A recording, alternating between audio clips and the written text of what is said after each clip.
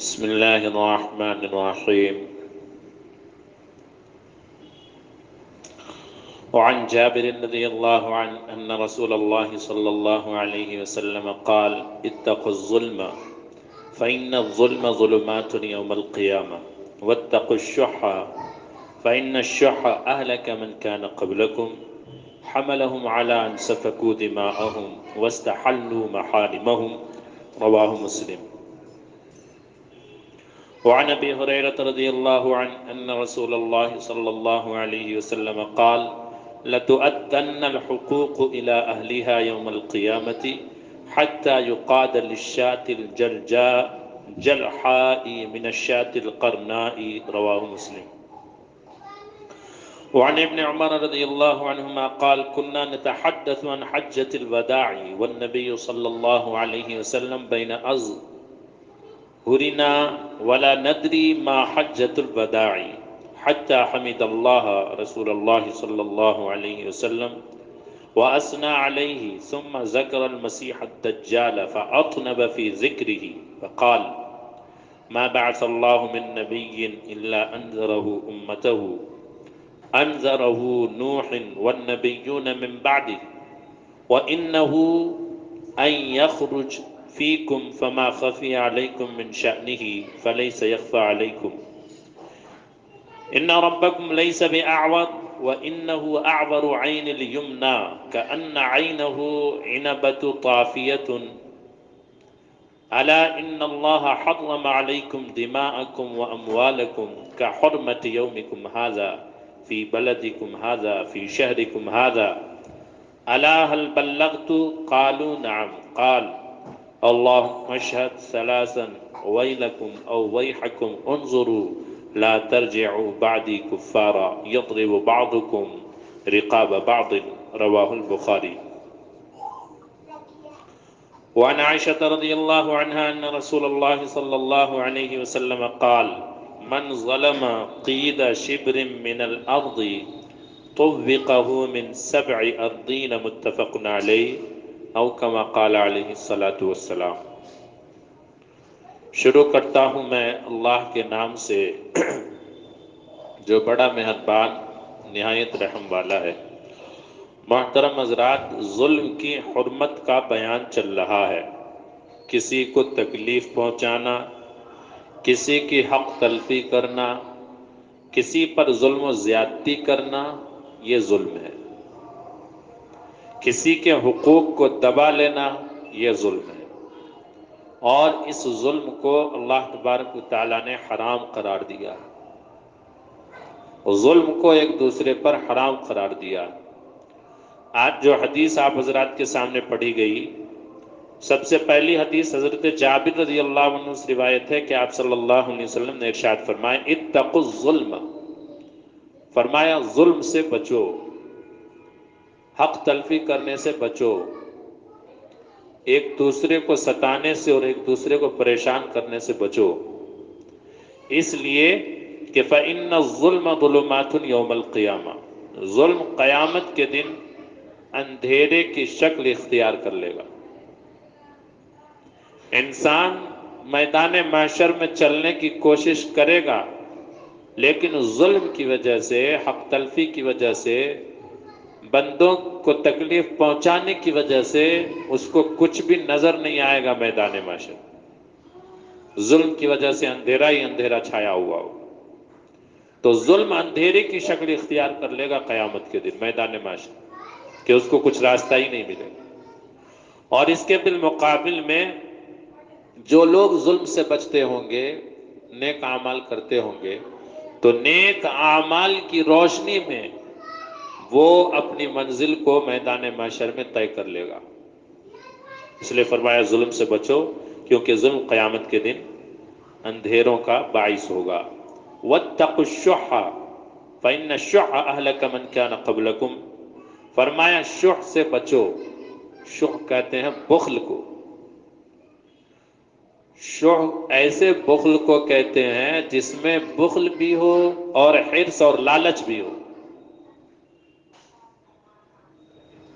بخل بھی ہو اور بخل کے ساتھ حرص اور لالچ طمع بھی ہو، ایسے بخل کو شح کہتے ہیں۔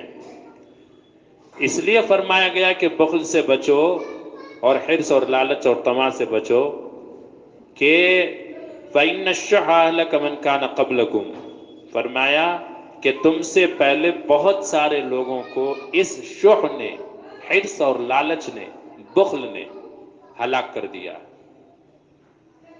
بخل کی وجہ سے حملہم علی ان سفکوا دماءہم، حرص اور لالچ کی وجہ سے، بخل کی وجہ سے ایک دوسرے کے خون کو پچھلے زمانے میں لوگ بہاتے تھے۔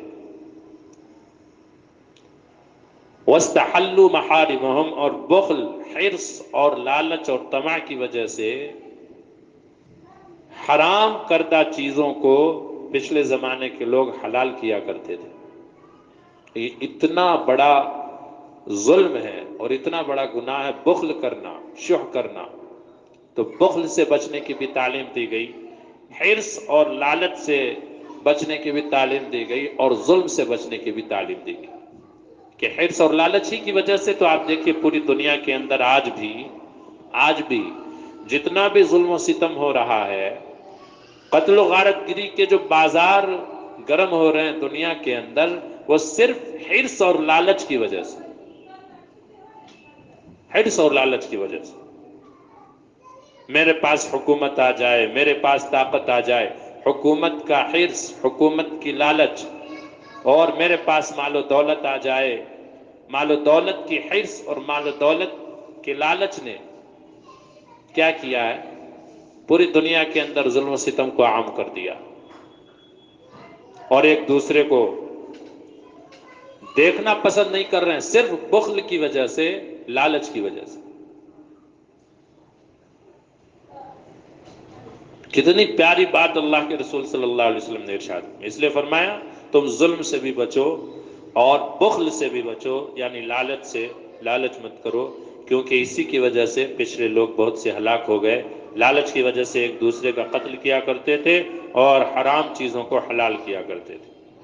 ابھی بھی، آج بھی دیکھیں کتنے سارے ایسے انسان ہیں، کتنے سارے ایسے انسان ہیں مال و دولت کی لالچ میں حرام کو حلال کر رہے ہیں، حرام کو بھی حلال کر رہے ہیں، جان رہے ہیں حرام ہے، لیکن نہیں، اور زیادہ مال آ جائے، اور زیادہ مال آ جائے، اور زیادہ زمین آ جائے، اور زیادہ پلاٹنگ ہو جائے، اور زیادہ بلڈنگیں ہو جائیں، حلال حرام نہیں دیکھ رہا انسان، حرام کو بھی حلال کر رہا، حرص کی وجہ سے، طمع کی وجہ سے۔ تو یہ بہت بری صفت ہے۔ تو اس حدیث پاک کے اندر بھی اللہ کے رسول صلی اللہ علیہ وسلم نے ظلم سے اور بخل اور حرص اور لالچ سے منع فرمایا۔ اس کے بعد والی حدیث حضرت ابو ہریرہ رضی اللہ عنہ سے روایت فرماتے ہیں، آپ صلی اللہ علیہ وسلم نے ارشاد فرمایا لَتُؤَدَّنَّ الْحُقُوقُ إِلَىٰ أَهْلِهَا، تم ضرور بھی ضرور حقوق ان کے اہل تک پہنچا دو، حقوق حق والوں کو دے دو، کہیں ایسا نہ ہو کہ قیامت کے دن، فرمایا قیامت کے آنے سے پہلے پہلے تم حقوق حق والوں کو دے دو، اگر ایسا نہیں کیا تو اس دن، قیامت کے دن، اللہ تبارک و تعالیٰ کیا کرے گا؟ بے سینگ والی بکری کو سینگ والی بکری سے بدلہ دلوائے گا۔ جانور شریعت کے مکلف نہیں ہے، ان کو کوئی سزا اور کوئی عذاب نہیں ہونے والا، سزا، عذاب اور ثواب تو ان لوگوں کو ملے گا جو شریعت کے مکلف ہیں، انسان اور جنات ہے تمام مخلوقات میں، ان کے علاوہ جانور شریعت کے مکلف نہیں ہے۔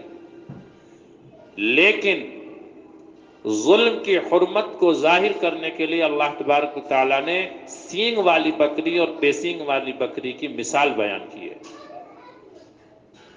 کہ اللہ تبارک و تعالیٰ اپنا عدل اور انصاف ظاہر فرمائیں گے میدان محشر کے دن۔ اللہ تعالیٰ اپنے عدل اور انصاف کو ظاہر کرنے کے لیے سینگ اور بے سینگ والی بکری کی مثال بیان کی ہے، کہ بے سینگ والی بکری سے سینگ کو نکال کر بے سینگ والی بکری کو دیا جائے گا، اور پھر اس سے اللہ تعالیٰ فرمائیں گے تو اپنا بدلہ لے لے۔ عدل و انصاف، انسان کا کیا حال ہوگا آپ اندازہ لگائیں۔ اس لیے اس حدیث پاک کے اندر بھی آپ صلی اللہ علیہ وسلم نے حقوق ادا کرنے کی تعلیم دی اور حق تلفی سے بچنے کی تاکید آپ صلی اللہ علیہ وسلم نے کی ہے، کیونکہ کسی کا حق ادا نہ کرنا، کسی کے حق کو دبا دینا یا حق تلفی کرنا، یہ بھی ظلم ہے، یہ بھی ظلم ہے، کسی کا حق ادا نہ کرنا یہ بھی ظلم ہے۔ اس کے بعد والی حدیث حضرت ابن عمر رضی اللہ عنہما سے روایت ہے، فرماتے ہیں کننا نتحدث عن حجۃ الوداع، کہ ہم آپس میں حجۃ الوداع کا تذکرہ کیا کرتے تھے، حجۃ الوداع کا واقعہ بیان کیا کرتے تھے اور اس لفظ کو اپنی زبان سے بولتے تھے۔ حضرت ابن عمر رضی اللہ عنہما کہتے ہیں اس وقت یعنی اکابر صحابہ میں سے نہیں تھے، اصاغر صحابہ میں سے تھے، اصاغر صحابہ میں سے۔ 10 ہجری میں آپ صلی اللہ علیہ وسلم نے جب حج فرض ہوا تو آپ نے 10 ہجری میں پہلی مرتبہ حج فرمایا، اور حج سے پہلے آپ نے عام اعلان فرما دیا کہ جو لوگ میرے ساتھ حج کرنے جانا چاہتے ہیں وہ حج کی تیاری کر لیں۔ چنانچہ صحابہ کرام رضوان اللہ علیہم اجمعین کی بڑی تعداد نے آپ صلی اللہ علیہ وسلم کے ساتھ حج کی تیاری کی اور حج پر چلے گئے۔ اب جب حج پر گئے تو اسی لیے اس کو حجۃ الوداع کہتے ہیں، تو اس موقع پر آپ صلی اللہ علیہ وسلم نے ایک جملہ ارشاد فرمایا تھا کہ مجھے شاید میں آئندہ سال تمہیں نہ دیکھ سکوں، شاید میں آئندہ سال تمہیں نہ دیکھ سکوں، یہ جملہ آپ صلی اللہ علیہ وسلم نے ارشاد فرمایا تھا۔ اور اس میں حضرت عبداللہ ابن عمر رضی اللہ عنہ کہتے ہیں کہ ہم حجۃ الوداع کا تذکرہ کرتے تھے، اللہ کے رسول صلی اللہ علیہ وسلم ہمارے درمیان تھے، باحیات تھے، ولا ندری ما حجۃ الوداع، لیکن ہم حجۃ الوداع کو نہیں جانتے تھے کہ حجۃ الوداع کا مطلب کیا ہے، حجۃ الوداع کا مطلب کیا ہے یہ ہم نہیں جانتے۔ یہ کون کہہ رہے ہیں؟ حضرت عبداللہ ابن عمر رضی اللہ عنہما کہہ رہے ہیں، چونکہ یہ اصاغر صحابہ میں سے تھے۔ اس کا یہ مطلب نہیں ہے کہ اگر حضرت عبداللہ ابن عمر رضی اللہ عنہما کو حجۃ الوداع کا مطلب معلوم نہیں تھا تو جو اکابر صحابہ تھے، بڑے صحابہ تھے، انہیں بھی معلوم نہیں تھا، اس کا یہ مطلب ہرگز نہیں ہے۔ حضرت مولانا رشید احمد گنگوہی رحمۃ اللہ علیہ بیان فرماتے ہیں کہ جو اکابر صحابہ تھے جیسے حضرت عمر رضی اللہ عنہ اور دوسرے صحابہ تھے، ان کو حجۃ الوداع کے لفظ کا مطلب معلوم تھا، حجۃ الوداع کے لفظ کا مطلب معلوم تھا، جیسا کہ اس کا تذکرہ حجۃ الوداع کا سورہ نصر کے اندر بھی آیا ہے۔ سورہ نصر جب نازل ہوئی، حضرت عمر فاروق رضی اللہ عنہ کہتے ہیں حضرت عمر فاروق رضی اللہ عنہ کے پاس بڑے بڑے صحابہ بیٹھا کرتے تھے، حاضری دینے آیا کرتے تھے۔ بڑے بڑے صحابہ کے بیچ میں ہی حضرت عبداللہ ابن عباس رضی اللہ عنہ جو کم عمر تھے، ابھی چھوٹے تھے، انہیں بھی بلا لیا کرتے تھے حضرت عمر فاروق رضی اللہ عنہ، آپ صلی اللہ علیہ وسلم کے چچا زاد بھائی تھے۔ تو آپ صلی اللہ علیہ وسلم کی رشتہ داری کی وجہ سے اور آپ کی محبت اور شفقت کی وجہ سے کہ آپ نے دعا دی تھی حضرت عبداللہ ابن عباس رضی اللہ عنہ کو کہ اللہم کہ اے اللہ عبداللہ کو کیا دے؟ کتاب کا علم عطا فرما، علمہ الکتاب۔ اس لیے تمام صحابہ کرام میں قرآن کا ترجمہ اور قرآن کی تفسیر کا سب سے زیادہ علم اللہ تعالیٰ نے حضرت عبداللہ ابن عباس رضی اللہ عنہما کو عطا فرمایا، آپ صلی اللہ علیہ وسلم کی دعا کی برکت سے۔ تو جو اکابر صحابہ تھے انہیں اعتراض ہوا کہ حضرت عمر فاروق رضی اللہ عنہ ہمارے ساتھ ہی یہ چھوٹے سے جو صحابی ہیں ان کو بھی بلا لیتے ہیں، حالانکہ ہماری مجلسیں الگ ہونی چاہیے، ہم اکابر ہیں، ان سے کوئی بات کرنی ہے، کوئی رائے کوئی مشورہ لینا ہے تو الگ سے بلا لینا تھا حضرت عمر فاروق کو۔ ایک مرتبہ حضرت عبد الرحمن بن عوف رضی اللہ عنہ نے اعتراض کر دیا کہ امیر المؤمنین آپ ہم اکابر صحابہ کے ساتھ عبداللہ ابن عباس کو بھی بٹھا لیتے ہیں ساتھ میں، حاضری دینے کے لیے، حالانکہ ان کی عمر ابھی کم ہے، ہم لوگوں کے بیٹوں کے برابر ان کی عمر ہے، اور آپ انہیں بٹھا لیتے ہیں اپنے پاس۔ تو اس وقت حضرت عمر فاروق رضی اللہ عنہ نے کہا تھا کہ وہ اللہ کے رسول صلی اللہ علیہ وسلم کے چچا زاد بھائی ہیں، اور آپ صلی اللہ علیہ وسلم کے خاندان سے ہیں، ان کا مقام اور مرتبہ بہت بلند ہے، اس لیے میں انہیں بٹھاتا ہوں۔ پھر ایک مرتبہ حضرت عمر فاروق رضی اللہ عنہ نے مجلس بلائی، تمام اکابر صحابہ کو بٹھایا، ایک خاص مجلس لگائی، اور آپ نے یہ سوال کیا اکابر صحابہ سے، بڑے بڑے صحابہ سے، کہ اذا جاء نصر اللہ والفتح، سورہ نصر کے اندر کیا پیغام ہے اللہ کا، بتاؤ۔ کسی صحابی نے کہا اذا جاء نصر اللہ والفتح ورأيت الناس يدخلون في دين الله افواجا، کسی صحابی نے کہا کہ اس میں تو بشارت ہے، خوشخبری ہے اللہ کی طرف سے، کہ جب فتوحات کے دروازے کھل جائیں تو آپ خوب کثرت سے تسبیح اور تصدیق بیان کریں، اللہ تبارک و تعالیٰ کی تحمید بیان کریں۔ کسی نے کچھ جواب دیا، کوئی خاموش رہا۔ اخیر میں حضرت عبداللہ ابن عباس رضی اللہ عنہ سے حضرت عمر فاروق رضی اللہ عنہ نے پوچھا کہ عبداللہ آپ بھی کچھ کہنا چاہتے ہیں اس بارے میں؟ حضرت عبداللہ ابن عباس رضی اللہ عنہ جو بالکل کم سن تھے، چھوٹے تھے، بالکل کم سن تھے، بڑے بڑے صحابی کو یہ ان کے گمان میں بھی یہ بات نہیں تھی کہ یہ اتنا اچھا جواب دے سکتے ہیں حضرت عمر فاروق رضی اللہ عنہ کا۔ انہوں نے کہا میں تو یہ سمجھا ہوں اس آیت سے کہ اس آیت میں اللہ تعالیٰ نے آپ صلی اللہ علیہ وسلم کی وفات کی خبر دی ہے اللہ تعالیٰ نے، اور فرمایا ہے کہ آپ کی وفات کا وقت قریب ہے، اب آپ اللہ کی تحمید اور تسبیح بیان کیجئے۔ اب آپ اللہ کی تحمید اور تسبیح بیان کیجئے، وفات کی خبر اللہ تعالیٰ نے دی ہے، یہ میں سمجھتا ہوں۔ حضرت عمر فاروق رضی اللہ عنہ نے کہا کہ میں نے بھی یہی سمجھا ہے، اور یہی اصل میں حقیقت، اصل یہی بات تھی جس کو پوچھنا چاہتے تھے حضرت عمر فاروق رضی اللہ عنہ۔ اور بعد میں حضرت عبداللہ ابن عباس رضی اللہ عنہ کہتے ہیں کہ یہ مجلس خاص طور سے حضرت عمر فاروق رضی اللہ عنہ نے میری ہی وجہ سے لگائی تھی، تاکہ میری اہمیت اور فضیلت اکابر صحابہ کو معلوم ہو جائے کہ آپ لوگ جس چیز پر اعتراض کر رہے ہیں آپ کا اعتراض صحیح نہیں ہے۔ آپ کیا سمجھتے ہیں کہ صرف آپ ہی کے پاس علم ہے؟ ان کے پاس بھی بہت زیادہ علم ہے، اور یہ دیکھیے انہوں نے وہ بات بتا دی جو اللہ نے جس کا حکم نازل فرمایا، جو اللہ کی منشا تھی، اور آپ وہاں تک اس گہرائی تک نہیں پہنچ پائے۔ تو علم کے لیے چھوٹے اور بڑے کا کوئی فرق نہیں ہے، اللہ تعالیٰ کب کس کو کون سا علم دے دے کوئی نہیں جانتا، کوئی نہیں جانتا۔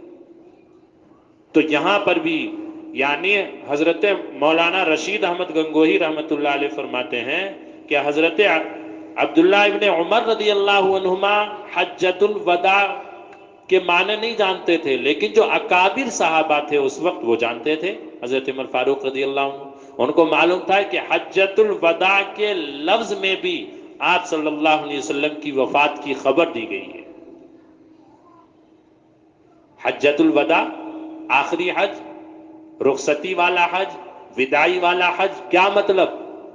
مطلب یہ کہ آپ صلی اللہ علیہ وسلم کا آخری حج ہے۔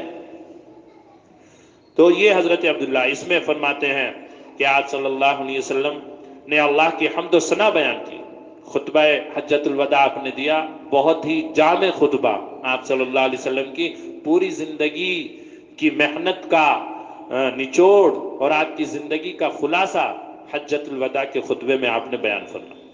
تو کہتے ہیں اللہ کی حمد و ثنا بیان کی آپ صلی اللہ علیہ وسلم نے، اور پھر اس کے بعد دجال، مسیح دجال کا تذکرہ آپ صلی اللہ علیہ وسلم نے کیا، فَأَطْنَبَ فِي ذِكْرِهِ، اور اس کے تمام احوال اور کوائف اور یعنی وضاحت کے ساتھ دجال کا ذکر اللہ کے رسول صلی اللہ علیہ وسلم نے حجۃ الوداع کے خطبے میں بیان کیا۔ اور آپ نے فرمایا ما بعث اللہ من نبی الا انذرہ امتہ، اللہ تعالیٰ نے کسی نبی کو دنیا میں نہیں بھیجا مگر یہ کہ ہر نبی نے اپنی امت کو دجال کے فتنے سے ڈرایا ہے۔ انذرہ نوح والنبیون من بعد، نوح علیہ السلام نے بھی اپنی امت کو دجال کے فتنے سے ڈرایا، اور اس کے بعد جتنے بھی نبی آئے تمام انبیاء کرام علیہ السلام نے، کم و بیش 1,24,000 انبیاء کرام علیہ السلام نے اپنی امت کو دجال کے فتنے سے ڈرایا۔ آپ صلی اللہ علیہ وسلم نے اس کا تذکرہ فرمایا اور فرمایا کہ ایک نشانی میں تمہیں ایسی بتاتا ہوں کہ اس نشانی کی وجہ سے تم دجال کو پہچان لو گے۔ ایسی نشانی میں بتا رہا ہوں کہ اس نشانی اور اس علامت کی وجہ سے تم دجال کو پہچان لو گے۔ وہ بہت ہی آسان نشانی اور بہت ہی آسان علامت ہے دجال کے پہچاننے کی، جو آخر زمانے میں آئے۔ فرمایا یاد رکھنا، ان ربکم لیس بأعور، تمہارا رب اندھا نہیں ہے، یا تمہارا رب عیب والا نہیں ہے، تمہارا رب عیب والا نہیں ہے، نابینا نہیں ہے، اندھا نہیں ہے۔ اور فرمایا وَإِنَّهُ أَعْوَرُ عَيْنِ الْيُمْنَى، دجال کی دائنی آنکھ کے اندر عیب ہوگا، اس کے دائیں آنکھ میں عیب ہوگا، عیب دار ہوگی اس کی آنکھ، وہ بھینگی آنکھ والا ہوگا، كَأَنَّ عَيْنَهُ عِنَبَةٌ طَافِيَةٌ، اور فرمایا ایسی آنکھ جیسے کہ خوشے میں سے، انگور کے خوشے میں سے ایک انگور باہر نکل جائے تو کیسا دکھتا ہے، ایسے ہی فرمایا اس کی دائیں جو آنکھ ہوگی وہ باہر نکلی ہوگی کانا دجال کی، اس لیے اس کو کانا دجال کہتے ہیں۔ اور فرمایا کہ اس کی پیشانی کے اوپر کاف فا را لکھا ہوگا، جو ہر پڑھا لکھا مسلمان بھی پڑھ لے گا اور ان پڑھ مسلمان بھی پڑھ لے گا، پڑھا لکھا مسلمان بھی پڑھ لے گا اور ان پڑھ مسلمان۔ جب وہ ظاہر ہوگا تو خدائی کا دعویٰ کرے گا، پہلے نبوت کا دعویٰ کرے گا اور پھر خدائی کا دعویٰ کرے گا کہ مجھ کو خدا مانو، میں خدا ہوں، اور پھر اس کے بعد دنیا کے اندر فساد برپا کرے گا۔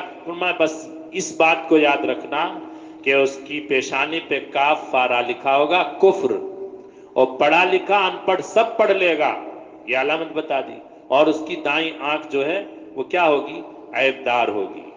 اس کے بعد آپ صلی اللہ علیہ وسلم نے فرمایا الا ان اللہ حرم علیکم دماءکم واموالکم کحرمت یومکم ھذا فی بلدکم ھذا فی شہرکم ھذا۔ پہلے تو آپ صلی اللہ علیہ وسلم نے ایک دوسری روایت میں ہے، آپ نے حجۃ الوداع کے موقع سے یہ فرمایا اے لوگوں بتاؤ یہ کون سا مہینہ ہے، تو صحابہ خاموش ہو گئے۔ صحابہ نے سوچا کہیں ایسا تو نہیں کہ اللہ کے رسول صلی اللہ علیہ وسلم اس مہینے کا کوئی دوسرا نام رکھنا چاہ رہے ہیں؟ تو صحابہ نے عرض کیا اللہ و رسولہ اعلم، اللہ اور اس کے رسول صلی اللہ علیہ وسلم ہی زیادہ جانتے ہیں۔ تو آپ نے فرمایا کیا یہ مہینہ کیا کہتے ہیں ذو الحجہ کا مہینہ نہیں ہے؟ پہلے یہ سوال کیا کہ یہ کون سا شہر ہے، لوگوں بتاؤ یہ کون سا شہر ہے؟ سب جانتے تھے کہ مکہ مکرمہ ہے، لیکن صحابہ خاموش ہو گئے یہ سوچ کر کہ کہیں دوسرا نام آپ صلی اللہ علیہ وسلم تجویز نہ کر دیں۔